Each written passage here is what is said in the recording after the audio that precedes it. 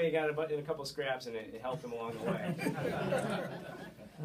As the war kicked off, he went overseas into England, and then he was stationed in different ports on the Jersey and Guernsey and Port de Bouc. Is that your favorite one?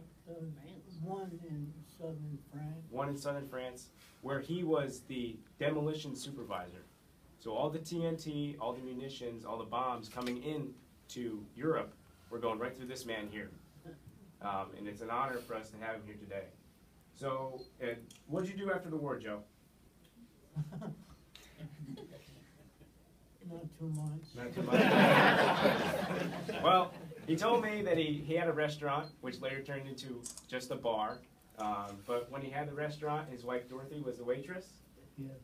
Yes? Eventually the wife. And it's great because we have his family here today.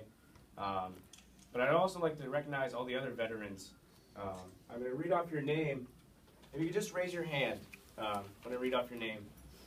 Ted Millardo. There he is.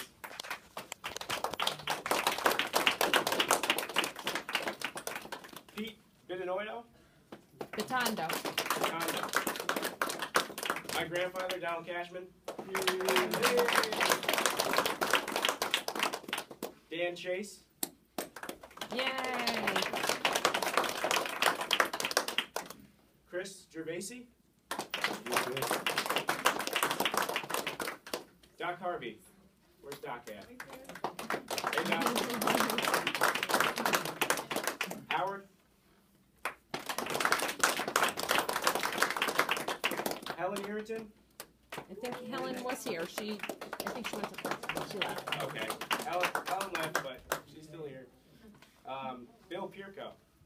Right here.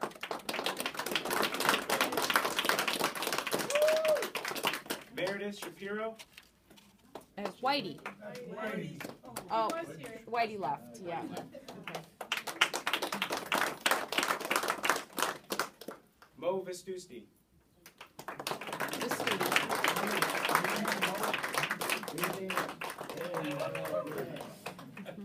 There's a couple other younger veterans in the room.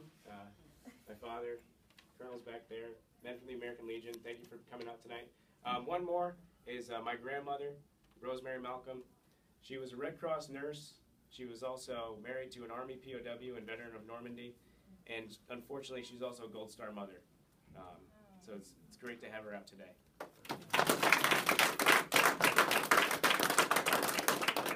Without further ado, the American Legion is going to come up and do the award ceremony.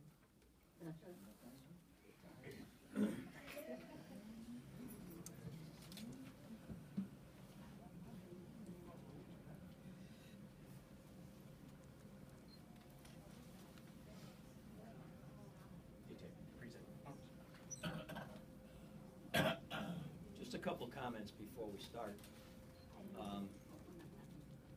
For us, Vietnam-era veterans, in-country Vietnam vets, this is really a tribute to the World War II vets and Korean War vets, wherever you served. Without you folks, men and women, I'm not sure we would be here today enjoying all the benefits that we do enjoy in this great country, the United States of America. It's really very important to see, for us, to see these young men and women behind us, keeping the ROTC program active again. There was a period of time then not a whole lot was going on.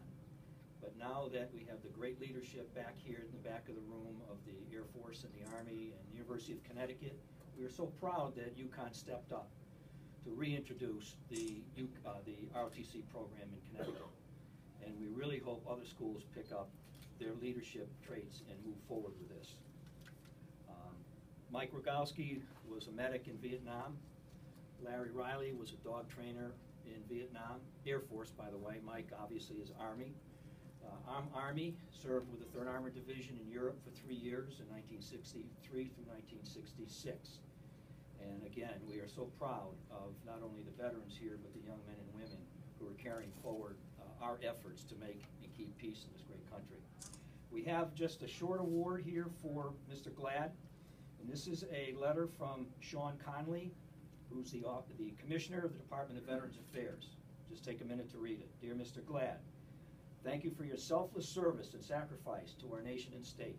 The freedom and opportunities we share in America today are a direct result of your service and those of your fellow comrades who made the ultimate sacrifice. Since before this nation was founded, Connecticut residents have answered the call to duty. You were part of that history.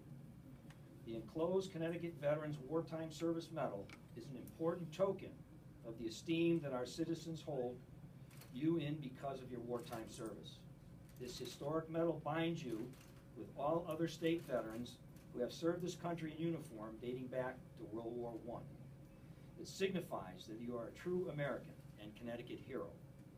Congratulations on being awarded this medal, and I hope you will join me and your fellow veterans in wearing it often and proudly, especially on Veterans Day.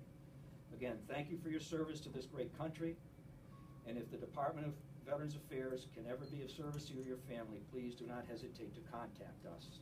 Signed by Sean M. Conley, who happens to be, I believe, a Coast Guard Lieutenant Colonel reservist, correct me if I'm wrong, fellows back there, and he is the new Commissioner of the Office of Veterans Affairs in the state of Connecticut. So I'm going to present this letter to you or your family, okay? And then let me read the citation. And as I read the citation, Larry and Mike will assist me in pinning the medal on Mr. Glad. Connecticut Veterans Wartime Service Medal has been awarded to Joseph M. Glad.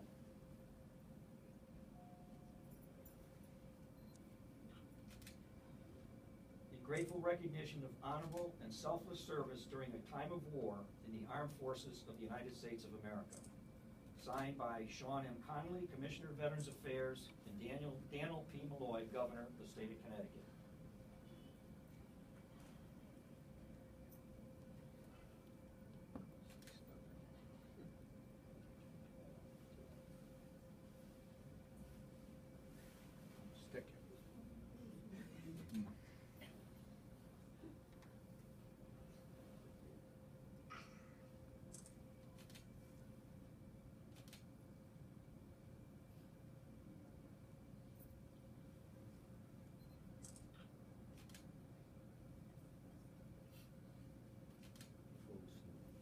I would be remiss if I didn't thank One MacDonough Place, too, and Millicent and Yvette for hosting this ceremony today. Gentlemen.